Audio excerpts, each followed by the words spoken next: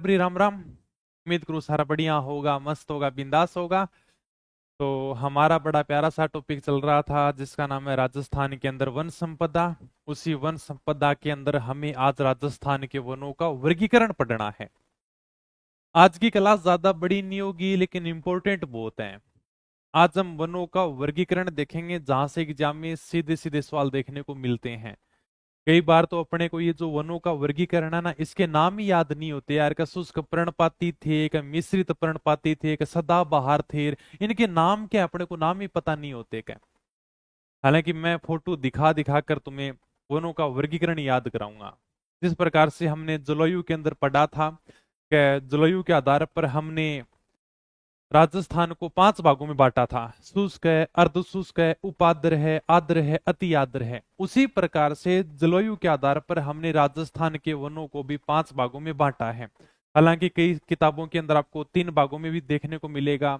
और अगर जैसे राजस्थान भूगोल की बात करें कक्षा 9 की, तो उसके अंदर भी हमें 3 भाग देखने को मिलते हैं। लेकिन लगभग जो एग्जामिनर सवाल पूछता है उसमें 5 भागों के आधार पर सवाल पूछे जाते हैं। ठीक है, क्योंकि ये नाम भी अपने को याद नहीं होते बढ़िया तरीके से। तो करें फिर टॉपिक को स्टार्ट। तो हमने जो वनों को 5 भागों में बांटा है वो देखना है। सबसे पहले मैं थोड़ा सा तुम्हें प्रारंभिक बातें बता देता हूं, क्योंकि हमें किस प्रकार से नाम याद करने हैं। ओके, ये हमारा क्या है, राजस्थान का मैप है। और इधर अपना ये पूरा का पूरा क्या फैला हुआ सर, ये सर आपका पूरा का पूरा मरुस्थलीय क्षेत्र है भाई। ये मरुस्थलीय क्षेत्र हो गया। तो यहां पर जो वन पाए जाएंगे वो पाए जाएंगे मरुस्थलीय कांटेदार वन। पहला नाम यही है। ये पूरा का पूरा मरुस्थलीय क्षेत्र है, हाँ सर। और इस मरुस्थलीय क्षेत्र में कैसे वन मिलेंगे, कांटेदार वन देखने को मिलेंगे। कभी जोधपुर है, जैसलमेर है, बाड़मेर है, चूरू है, सीकर, इधर घूमने के लिए जाना, कांटेदार वन देखने को मिलेंगे। पहला नाम तो यही है बस, मरुस्थलीय कांटेदार वन। दूसरा जो अपना ये जो क्षेत्र है ना, पूर्वी राजस्थान, इधर मिलते हैं मानसूनी पतझड़ वन। मतलब जिनके पत्ते मानसून के समय झड़ जाते हैं, तो इनका नाम दे दिया मानसूनी पतझड़ वन। ठीक है, पश्चिम यानी कि मरुस्थलीय कांटेदार वन, मानसूनी पतझड़ वन। अब इधर तो आपका दक्षिण है, दक्षिणी राजस्थान है। और इधर आपका पूर्व है। मतलब दक्षिण और पूर्व को मिलाकर कर दिया मिश्रित। इसमें जो वन पाए जाएंगे ना इस क्षेत्र में, इसमें कर दिया मिश्रित पर्णपाती वन पाए जाएंगे भाई। कैसे वन पाए जाएंगे, मिश्रित पर्णपाती वन पाए जाएंगे, नाम दे रखा है बस। फिर आपका केवल दक्षिणी राजस्थान आ जाता है। इस दक्षिणी राजस्थान में सांगवान के वन पाए जाते हैं। ठीक है, सर्वाधिक बांसवाड़ा में मिलते हैं। ये कई बार एग्जाम में पूछा गया है। केवल मैं तुम्हें थोड़ा समझाने के लिए बता रहा हूं ताकि नाम हमें किस प्रकार से याद करना है। फिर आपका माउंट आबू का क्षेत्र बच गया, जो हमेशा क्या रहता है, हरा भरा रहता है। इसलिए यहां पर हमेशा सदाबहार वन पाए जाते हैं। ये लो, इसका जो नाम देंगे हम क्या देंगे, सदाबहार वन। यहां पर हमेशा हरियाली रहती है, सदाबहार वन। केवल थोड़ा सा समझाने के लिए ताकि अपन बढ़िया तरीके से नाम याद कर सकें, दोबारा से बता देता हूं मैं। पश्चिमी क्षेत्र है, मरुस्थलीय क्षेत्र है। आपको पता है कि मरुस्थलीय क्षेत्र में कंटीली झाड़ियां मिलती हैं, कांटेदार पेड़ मिलते हैं, जैसे खेजड़ी है, किंकर है, ठीक है, रोईडा है, जिनके कांटे होते हैं। तो इस क्षेत्र में तो वही कांटेदार वन मिलेंगे, तो इसका नाम दे दिया कांटेदार वन। पूर्वी राजस्थान में आ जाओ, इधर नाम दिया मानसूनी पतझड़ वन, जिसके पत्ते मानसून के समय झड़ जाते हैं। फिर इन दोनों को मिक्स करके, मतलब दक्षिण और पूर्वी राजस्थान में वन पाए जाते हैं मिश्रित पर्णपाती वन। मतलब मिश्रित यानी कि दोनों को क्या कर दिया, दक्षिण और पूर्व को मिक्स कर दिया, मिश्रित कर दिया, तो मिश्रित पर्णपाती वन। फिर केवल बचा दक्षिणी राजस्थान, जिसमें सांगवान के वन पाए जाते हैं। और माउंट आबू का क्षेत्र हमेशा हरा भरा रहता है, इसलिए इसका नाम दे दिया सदाबहार वन। बस ये 5 प्रकार थे जो आप किस प्रकार से भी याद कर सकते हो। तो सबसे पहला जो हम प्रकार देखेंगे ना, वो देखेंगे, हाँ हाँ क्या कह रहे हो, ऐप में नहीं है, वेबसाइट से मंगा लो। ओके, तो पहला जो प्रकार है उसका नाम है शुष्क कांटेदार मरुस्थलीय वन, या फिर इसे हम कहते हैं उष्ण कटिबंधीय कंटीले वन। मतलब शुष्क, एकदम शुष्क क्षेत्र है, मरुस्थलीय क्षेत्र है, यहाँ पर कांटेदार वन मिलेंगे। नाम से पता चल रहा है कि शुष्क क्षेत्र में वन पाए जाते हैं, मरुस्थल वाले क्षेत्र में वन मिलते हैं जिनके क्या होते हैं, कांटे होते हैं, जिसमें खेजड़ी आएगा, रोइड आएगा, बबूल मतलब किंकर है, बेर है, इनके पेड़ मिलेंगे भी। तो सबसे पहले हम जो प्रकार पढ़ेंगे उसका नाम है शुष्क कांटेदार मरुस्थलीय वन, या फिर इसे हम उष्ण कटिबंधीय कंटीले वन भी कहते हैं। शुष्क क्षेत्र जहां पर बारिश होती नहीं है, शुष्क क्षेत्र है बिल्कुल ही। मरुस्थलीय क्षेत्र जहां पर कांटेदार वन मिलेंगे, और इस प्रकार से किताब में फोटो भी दे रखी है, जहां पर आपको पूरा का पूरा मरुस्थलीय क्षेत्र दिखाई दे रहा होगा। इसमें आपको ये कांटेदार वन दिखाई दे रहे होंगे। इधर मैंने खेजड़ी का पेड़ भी लगा रखा है, और मरुस्थल के क्षेत्र में मैंने ऊंट भी दिखा रखा है। अगर आप फोटो ध्यान से देखोगे तो किताब में फोटो दिख रही है सबको। और इस ऊंट के ऊपर मैंने एक बहुत ही प्यारा सा लड़का भी बिठा रखा है, जिसकी आपको स्माइल भी देखने को मिलेगी। ये मुस्कुरा रहा है, मरुस्थल के क्षेत्र में भ्रमण कर रहा है। और जब ये भ्रमण करेगा इस मरुस्थलीय क्षेत्र में, तो क्या पेड़ देखने को मिलेंगे, कांटेदार झाड़ियां देखने को मिलेंगी, खेजड़ी के पेड़ देखने को मिलेंगे, ठीक है, कंटीले वन देखने को मिलेंगे, यही तो मिलेंगे। राजस्थान के सर्वाधिक क्षेत्रफल में फैले हुए हैं ये तो नॉर्मल सी बात है। सर्वाधिक क्षेत्रफल का मतलब है कि जैसे मरुस्थल का क्षेत्र है 62% के भाग पर है, मतलब सर्वाधिक क्षेत्रफल में है। तो उसी प्रकार से जब मरुस्थल का क्षेत्र है वो राजस्थान के सर्वाधिक क्षेत्र को घेरता है, तो यहां पर जो पेड़ पौधे पाए जाएंगे, यहां पर जो वन पाए जाएंगे ना, वो भी राजस्थान के सर्वाधिक क्षेत्रफल में फैले हुए हैं, क्योंकि सर्वाधिक क्षेत्रफल में फैले हैं ये। तो नॉर्मल सी बात है कि सर मरुस्थल है, हमने पढ़ा है, वो सर्वाधिक क्षेत्रफल में फैला हुआ है, लगभग यानी का 2/3 भाग वो खुद रखता है, तो उस पर जो वन पाए जाएंगे वो भी सर्वाधिक क्षेत्रफल में फैले वन पाए जाएंगे। हालांकि अगर हम कुल वनों की बात करें ना, तो केवल ये 6.26% भाग के ऊपर है। अगर राजस्थान के कुल वन क्षेत्र की बात करेंगे तो कुल वन क्षेत्र के अंदर ये केवल 6.26% भाग के ऊपर फैले हुए हैं। आपको सबको पता है कि मरुस्थलीय क्षेत्र में ज्यादा वन नहीं मिलते हैं, वैसे कम ही है, 6.26% भाग पर है, लेकिन इनका क्षेत्रफल ज्यादा है। खूब सारे क्षेत्रफल में, मरुस्थलीय क्षेत्रफल में ये वन फैले हुए हैं। ओके, हाँ, तो ये देख लो भाई, ये अपने मरुस्थलीय क्षेत्र के वन हैं, आपको फोटो में आराम से दिख जाएगा। इन्हीं वनों को हम मरुदभिद भी कहते हैं, जीरोफाइट भी कहते हैं। मरुदभिद पौधे उन्हें कहा जाता है जो शुष्क स्थानों के ऊपर उगते हैं, जहां पर पानी नहीं उगता, जहां पर मतलब पानी नहीं होता, और जहां पर वन उगते हैं ना, मरुस्थल वाले क्षेत्र होते हैं, वहां पर मरुस्थलीय क्षेत्र में जो वन उगते हैं उन्हें हम क्या कहते हैं, मरुदभिद वन या फिर जीरोफाइट कहते हैं। तो इन्हीं हम कांटेदार वनों को क्या कहते हैं, मरुदभिद वन भी कहते हैं। ये मरुस्थलीय क्षेत्र में होते हैं। इस प्रकार के जो छोटी मोटी कंटीली झाड़ियां होती है ना, यही सारे के सारे क्या होते हैं, मरुदभिद वन होते हैं, जीरोफाइट होते हैं। मरुदभिद मतलब मरुस्थल में उगने वाले वन, नाम से पता चल जाएगा। इन्हें हम क्या कहते हैं, मरुदभिद या फिर जीरोफाइट भी कहते हैं। मुख्य वृक्ष सर कौन कौन से पेड़ पौधे पाए जाते हैं? अब जैसे मान लो कोई मेवाड़ का है, तो उसे नहीं पता होगा यार का रोइडा क्या होता है, जबकि हमने रोइडा खूब देखा है, बचपन से लेकर आज तक हम रोइडा देखते आ रहे हैं। हमारे उधर शेखावाटी में आपको खूब सारे रोइडे के पेड़ देखने को मिल जाएंगे, खेजड़ी के पेड़ देखने को मिल जाएंगे। अब मारवाड़ वालों का तो पाला ही यानी क्या है, खेजड़ी से पड़ा है जानटी, क्योंकि जब यानी कि छप्पनिया का अकाल पड़ा था ना, तो ऐ खेजड़ी का अपना छोटा तार तार की खाया हा, बेचारी खेजड़ी अपनी जान बचाई ही। इस मरुस्थलीय क्षेत्र में तो यही वन देखने को मिलेंगे। तो यहाँ पर कौन कौन से मेले मिलेंगे? सबसे ज्यादा यहाँ पर खेजड़ी पाई जाती है, इस मरुस्थलीय क्षेत्र में सबसे ज्यादा खेजड़ी पाई जाती है। रोइडे का पेड़ देख लो भाई, अगर किसी ने फोटो नहीं देखी है तो आप रोइडे का पेड़ देख सकते हो। अगर किसी ने बबुल का पेड़ नहीं देखा, बबुल को क्या कहते हैं, किंकर कहते हैं।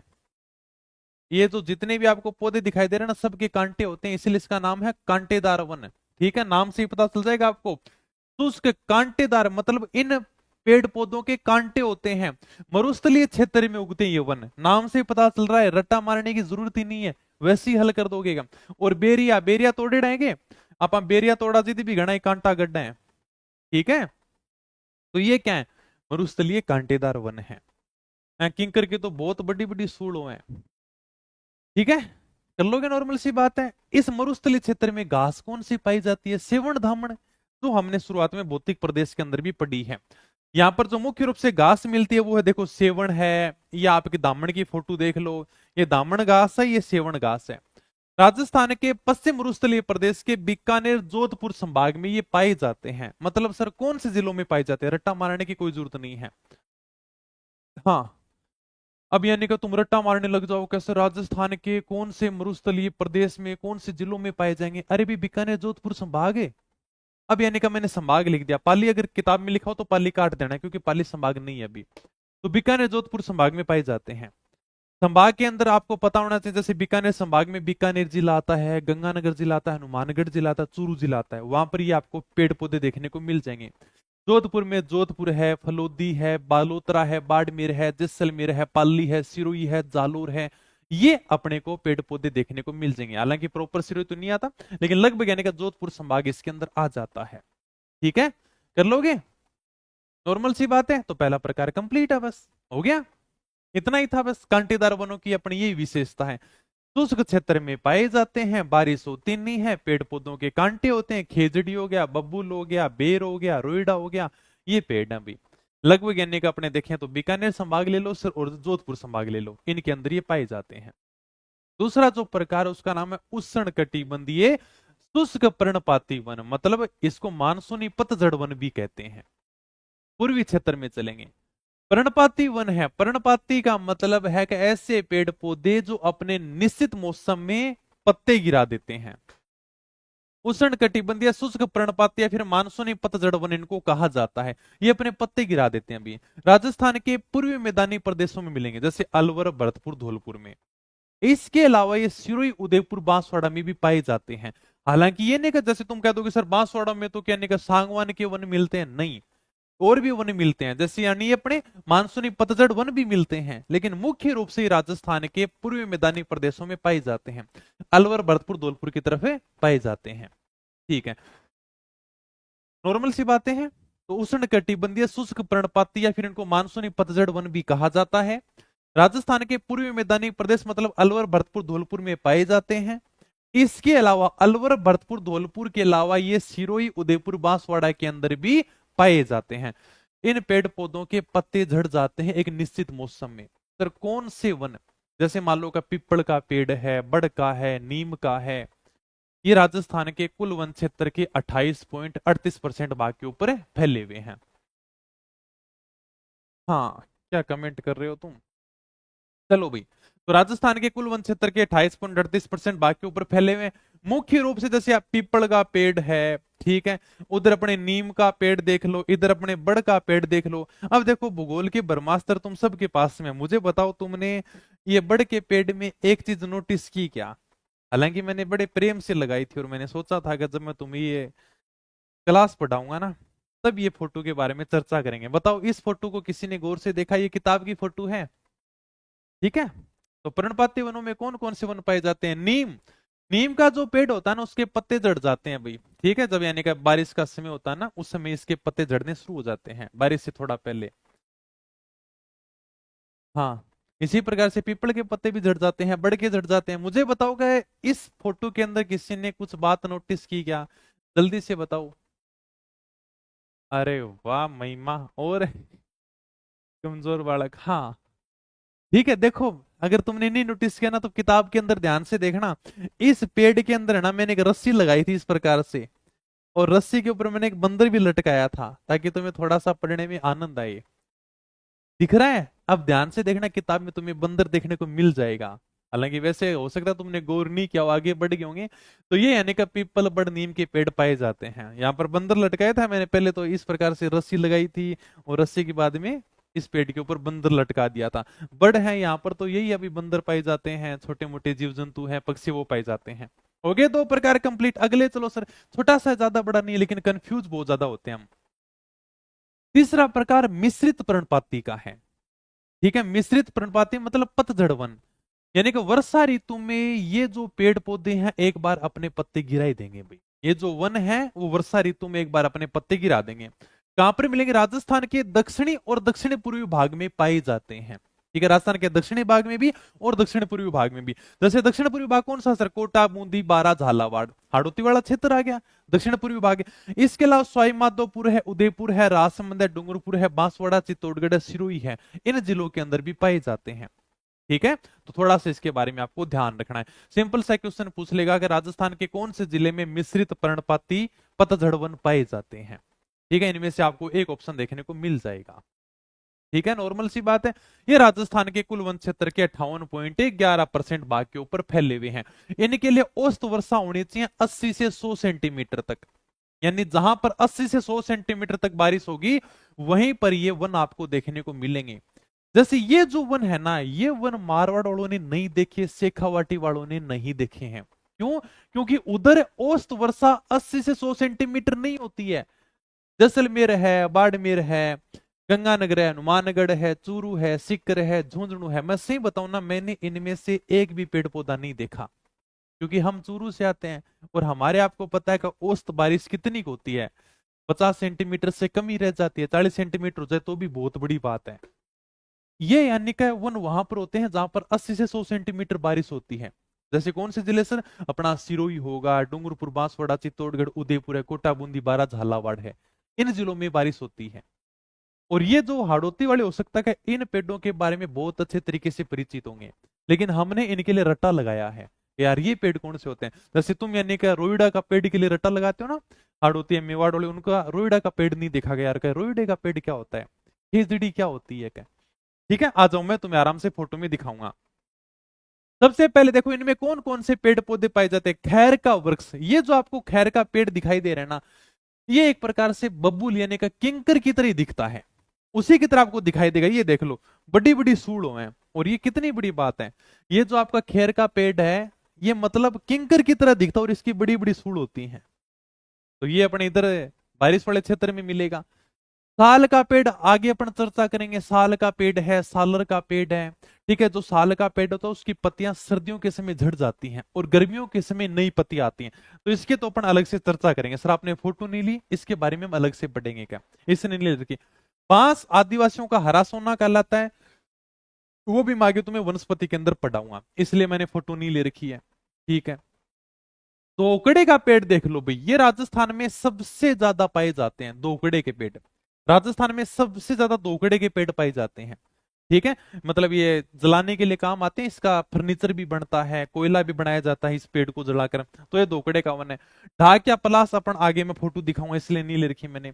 थोर के पेड़, ये देखो थोर के पेड़, इनकी बाढ़ बहुत शानदार बनाई जाती है। खेतों के अंदर जो बाढ़ होती है ना, वो बड़ी शानदार होती है। जब मेरी पहली बार यानी कि थाने के अंदर पोस्टिंग हुई थी ना, तो एक रिपोर्ट लेके आया था कसर मेरी, यानी कि थोर को उखाड़ दिया गया। यानी कि हम दो भाई थे, आपस में पास में रह रहे थे, और मेरे भाई ने क्या किया कि सुबह थोर के पेड़ को उखाड़ दिया।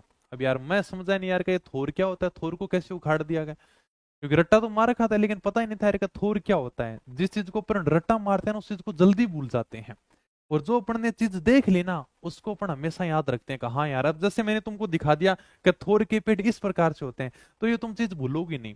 और बाकी अगर किताब में सीधा लगा होता कि हाँ खैर, साल, पांस, धोकड़ा, ढाक, पलास, थोर, तेंदु, सेमल, अब तुम भूल ही जाते यार का थोर क्या होता है, क्या कौन से वनों में आता है।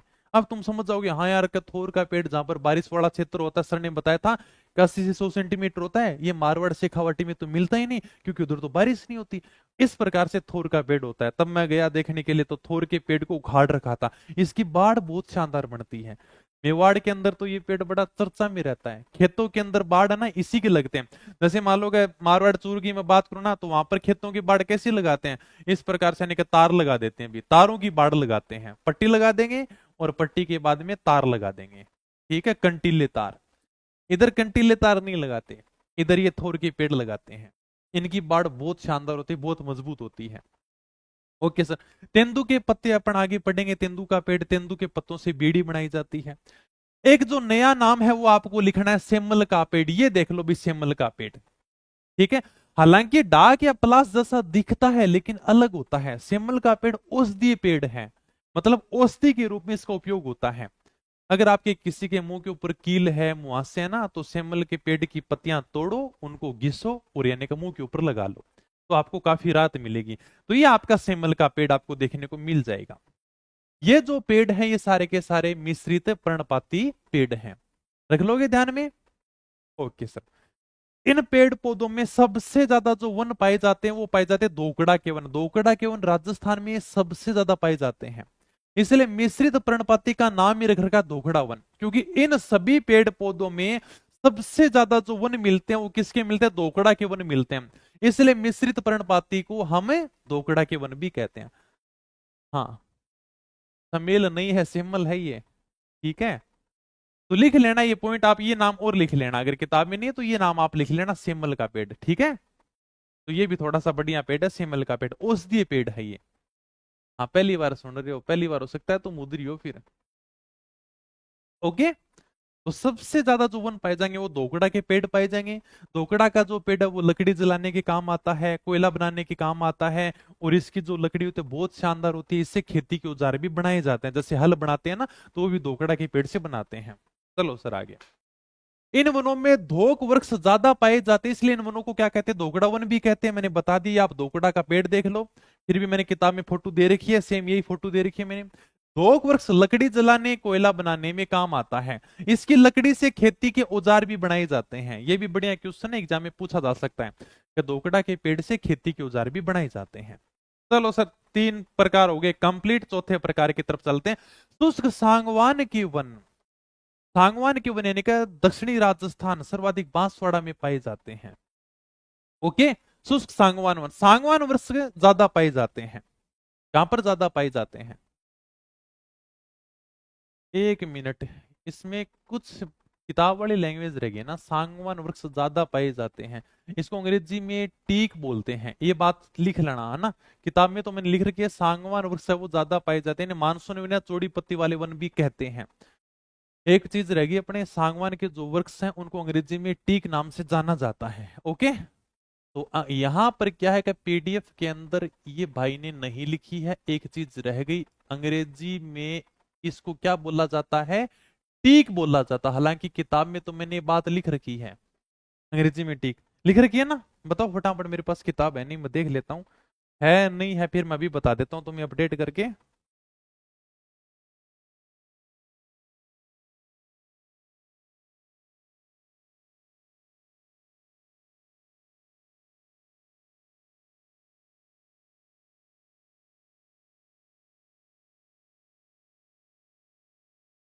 हाँ लिख रखा है, शुष्क सागवान वन मतलब ड्राई टीक फॉरेस्ट, सही बात है। ओके, तो किताब में तो मैंने लिख रखा है इस चीज को, लेकिन यहाँ पर नहीं लिख रखा। हाँ सर जी जी, तो यहाँ पर नहीं है, मुझे पता चल जाता है कि कौन सी लाइन कहाँ पर लिख रखी है, क्योंकि सारी की सारी मैंने ही तैयार कर रखी है, एक एक लाइन का पता है। इसीलिए कहते हैं रिविजन करोगे ना तुम्हें, इस भी इसी प्रकार से पता होना चाहिए कि सर कौन सी लाइन कहाँ पर है। ओके, और ये चीजें आपके रिविजन से आएंगी, बाकी नहीं आएंगी। तो सांगवान वृक्ष कोष्टक में मैंने इस प्रकार से लिख रखा, अंग्रेजी में टीक, क्योंकि इस पेड़ को अंग्रेजी में किस नाम से जाना जाता है? टीक के नाम से भी जाना जाता है। ये मैं पीडीएफ अपडेट करवा दूंगा, ये लाइन नहीं लिखी है, भूल गए होंगे। इन्हें मानसूनी वन या चौड़ी पत्ती वाले वन भी कहते हैं, ये नाम ध्यान रखना, अंग्रेजी में इसको टीक बोलते हैं, टीक फॉरेस्ट है ये, अंग्रेजी में नाम है सांगवान का टीक। अब मान लो कि सिंपल सा क्वेश्चन पूछ लेगा कि टीक के पेड़ कहां पर पाए जाते हैं, अब तुम कंफ्यूज हो जाओगे, यार कि सर ने तो टीक वाले तो पढ़ा ही नहीं है, एग्जामिनर ने टीक पेड़ पूछ लिए। तो इसके लिए थोड़ा सा ध्यान रखना, ये जो टीक के पेड़ है ना, ये सांगवान की पेड़ ही है, अंग्रेजी में टीक बोल देते हैं भाई। इन्हें मानसूनी वन या चौड़ी पत्ती वाले वन भी कहते हैं। ये देखो खूब ऊंचाई ऊंचाई के ऊपर होते हैं, और अगर आप इनकी पत्तियां देखोगे ना तो इनकी पत्तियां खूब सारी चौड़ी चौड़ी पत्तियां होती हैं, तो इन्हें हम क्या कहते हैं? चौड़ी पत्ती वाले वन भी कहते हैं। कहां पर मिलेंगे सर? राजस्थान के दक्षिण और दक्षिण पूर्वी भाग में, जैसे बांसवाड़ा है, डूंगरपुर है, उदयपुर है, चित्तौड़गढ़, कोटा, बारां, झालावाड़ में पाए जाते हैं, लेकिन सबसे ज्यादा बांसवाड़ा में पाए जाते हैं।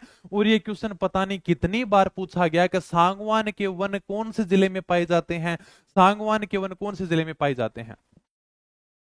बताओ, कितनी बार पूछा गया कि सांगवान के वन राजस्थान के कौन से जिले में पाए जाते हैं? अगर तुम एक क्वेश्चन को सही कर दे तो खुश मत होना, करे वाह यार क्या खुश कर दिया, एक नंबर आ गया, क्या नहीं, एग्जामिनर फोकट के नंबर देगा। एग्जामिनर सोचता है कि चलो यार का पास तो करवा ही देते हैं, तब ये क्वेश्चन दिया जाता है। और ये क्वेश्चन कई बार पूछा गया कि सांगवान के वन राजस्थान के कौन से जिले में पाए जाते हैं? सबसे ज्यादा बांसवाड़ा में पाए जाते हैं। हालांकि डूंगरपुर ऑप्शन नहीं देगा, फिर भी मान लो कि सर डूंगरपुर बांसवाड़ा दे दे तो बांसवाड़ा ही करके आना है, सर्वाधिक बांसवाड़ा के अंदर पाए जाते हैं। हाँ हाँ, एक मिनट रुको रे, एक मिनट, कॉपी पेस्ट कौन कर रहा है लगातार बार बार?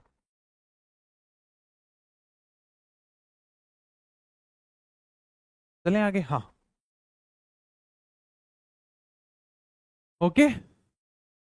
राज्य व्यवस्था पे काम चल रहा है, जल्दी निकाल देंगे सप्ताह भर के अंदर, उसी के ऊपर काम चल रहा है। नॉर्मल सी बात है, शुष्क सागवान सागवान वृक्ष है वो अंग्रेजी में टीक बोलते हैं। ये ज्यादा पाए जाते हैं शुष्क सागवान के अंदर। इनको मानसूनी वन या चौड़ी पत्ती वाले वन भी कहते हैं। फोटो के अंदर देख लो, ये सागवान पेड़ की फोटो है, छोटा है पेड़ और इसके अनेक पत्तियां बहुत चौड़ी चौड़ी, इन्हें हम क्या कहते हैं, चौड़ी पत्ती वाले वन भी कहते हैं। सर्वाधिक बांसवाड़ा में पाई जाती है। इसके बाद में आसपास के जिले, बांसवाड़ा के पास में डूंगरपुर है, उदयपुर है, चित्तौड़गढ़, कोटा, बारा, झालावाड़ में ये पाए जाते हैं। सागवान का जो पेड़ है ना, वो ज्यादा सर्दी सहन नहीं कर सकता। अगर आप सोचोगे सर मैं इस सागवान के पेड़ को चूरू में उगा लूं, तो नहीं उगेगा भाई, ये ज्यादा सर्दी सहन कर ही नहीं सकेगा। ठीक है, क्लाइमेट नहीं है चूरू का ऐसा कहीं वहां पर सागवान का पेड़ उग जाए। तो सागवान का जो पेड़ होता है वो ज्यादा सर्दी को सहन नहीं कर पाएगा, सर्दी व पाला सहन नहीं कर सकता। इन जो वनों की ऊंचाई होती है वो 250 से 450 मीटर की ऊंचाई होती है।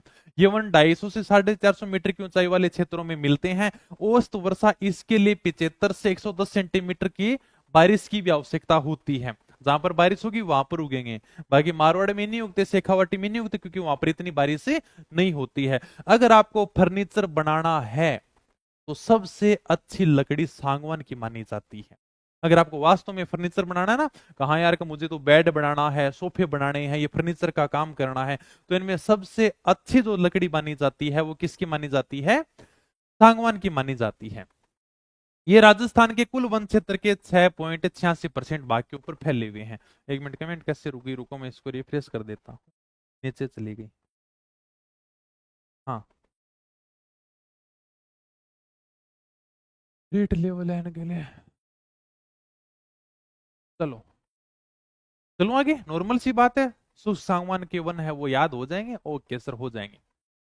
तो अपना लास्ट प्रकार बचा, उसका नाम है उपोषण या फिर उप उष्ण कटिबंधीय सदाबहार वन, जहां पर हमेशा हरियाली रहे। इस प्रकार के वन मिलते हैं राजस्थान के माउंट आबू में। हाँ, राजस्थान में पीवाई क्यू क्लास लगाओ, लगाएंगे भाई, तो कर लो भाई राज भाई से बात, मैं क्या कर रहा हूँ बात फिर। और तो राजस्थान में केवल माउंट आबू पर्वतीय क्षेत्र में मिलते हैं। वनों में सघनता होती है, मतलब साल भर हरियाली बनी रहती है। अगर आप कभी माउंट आबू घूमने जाओगे ना, तो इस प्रकार से आपको घने घने गहरे गहरे वन देखने को मिलेंगे। और इनकी हमेशा हरियाली बनी रहती है, मतलब साल भर हरियाली बनी रहती है, इसलिए इनका नाम है सदाबहार वन। हमेशा हरियाली बनी रहती है, वनों में सघनता होती है। इनमें सदाबहार और अर्ध सदाबहार वनस्पति होती है। इन्हें अर्ध उष्ण कटिबंधीय सदाबहार वन भी कहते हैं। अर्ध उष्ण नाम आ गया, मतलब उपोषण है, उपोषण है, या फिर अर्ध उष्ण कटिबंधीय सदाबहार वन भी वन कहते हैं। ये कुल वन क्षेत्र के 0.39% भाग के ऊपर फैले हुए हैं। थोड़े से वन माउंट आबू में ये पाए जाते हैं, तो केवल यानी कि 0.39% भाग के ऊपर फैले हुए हैं। अब आपको पता है कि माउंट आबू में पाए जाएंगे तो औसत वर्षा कितनी की चाहिए सर, लगभग यानी कि 125 से 150 सेंटीमीटर तक बारिश की आवश्यकता होती है। औसत वर्षा कितनी है, 125 से 150 सेंटीमीटर तक। ऊंचाई होनी चाहिए 1000 से 1350 मीटर तक। ठीक है, ये ऊंचाई भी आपको लिखनी है किताब के अंदर, अगर नहीं लिख रही है ना तो औसत वर्षा के नीचे आपको ऊंचाई भी लिखनी है कि ये जो सदाबहार वन है इनकी ऊंचाई 1000 से 1350 मीटर तक होनी चाहिए। जैसे माउंट आबू में कौन कौन से वन आपको देखने को मिल जाएंगे, आम का पेड़ है, जामुन का है, बेल का है। ये जामुन का पेड़ भी मैंने पहली बार मेवाड़ के अंदर ही आके देखा था, बाकी इससे पहले मैंने कभी जामुन का पेड़ नहीं देखा था। ठीक है, इसमें हंसने वाली कोई बात नहीं कि सर आपने जामुन का पेड़ ही नहीं देखा क्या, तो हकीकत में नहीं देखा तुमने, कौन सा रोइडे का पेड़ देखा है भाई। तो उसी प्रकार से मैंने भी जामुन का पेड़ नहीं देखा। एक बार मैंने कोशिश जरूर की थी चूरू के अंदर आम का पेड़ लगाने की, 4-5 दिन के बाद में भगवान जाने का आम के पेड़ के क्या हुआ, उसको कोई कीड़ा खा गया या वो उगा नहीं। मैंने 2-3 बार कोशिश किया कि चलो चूरू में आम का पेड़ उगाता हूं मैं, लेकिन मैं इस मामले में कभी सक्सेस ही नहीं हुआ। ठीक है, नहीं उगता भाई, क्लाइमेट नहीं है वहां का ऐसा। बारिश ही 125 से 150 सेंटीमीटर चाहिए, सर हम उसमें पानी डालते रहेंगे तो भी नहीं उगता, वहां पर सक्सेस नहीं होता। ऊंचाई चाहिए 1000 से 1350 मीटर तक। ये देखो इस प्रकार से किताब में जामुन के पेड़ की फोटो भी मैंने लगा रखी है। फिर मैंने अलग से जामुन भी लगाए थे ताकि तुम्हें दिख जाए भी जामुन किस प्रकार के होते हैं। ये जामुन का पेड़ है। हालांकि हो सकता है तुम्हें लगेगा यार फोटो में तो देखते हैं तो ऐसे लग रहा है जैसे बैंगन लगा रखे हो सरने का, नहीं ये वास्तव में जामुन ही है। ओके, हाँ। फिर मैंने नीचे नोट लगाकर लिख रखा है राजस्थान में सबसे ज्यादा जो वन है ना दोकड़ा के वन पाए जाते हैं। अगर हम पूरे राजस्थान की बात करें तो पूरे राजस्थान में सबसे ज्यादा वन है वो दोकड़ा के पाए जाते हैं। और अगर मैं शुष्क वनों की बात करूं, शुष्क वनों की मतलब मरुस्थल वाले क्षेत्र में, शुष्क क्षेत्र में सबसे ज्यादा वन है वो खेजड़ी के पाए जाते हैं। ये मैंने नोट लगाकर लिखा है। अगर मान लो सिंपल सा क्वेश्चन आ जाए कि राजस्थान में सबसे ज्यादा वन कौन से पाए जाते हैं, दोकड़ा के वन।